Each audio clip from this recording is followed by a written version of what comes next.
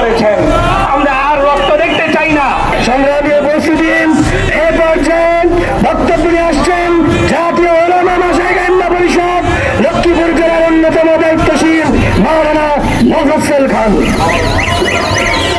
আসসালামু আলাইকুম ওয়া রাহমাতুল্লাহ।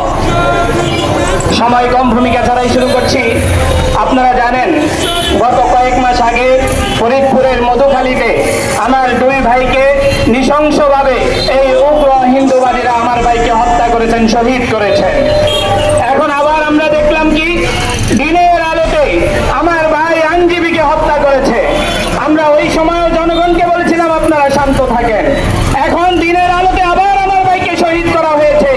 এখনো আমাদেরকে অনেকেই সবক দিতে আসছেন যে আপনারা শান্ত থাকেন, আপনারা আমাদেরকে মারবেন, আপনারা জয় শ্রীরাম স্লোগান দিবেন, আপনারা গেরুয়া পতাকা উত্তোলন করবেন আর আমাদেরকে শান্ত থাকতে বলবেন। মুসলমানরা আর শান্ত থাকবে না। ভারতীয় এই আরএসএর অঙ্গ সংগঠন উগ্রবাদী দেশের স্বাধীনতার বিরুদ্ধে এই ইসলামকে বাংলার জমিনে নিষিদ্ধ করতে হবে। বর্তমান যে অন্তর্বর্তীকালীন সরকার আছেন, আপনাদেরকে আমরা উদাত্ত আহ্বান জানাবো, অতি শীঘ্রই টাল বাহানা না করে অতি সত্বর এই ইসলামকে নিষিদ্ধ করতে হবে বাংলার জমিনে।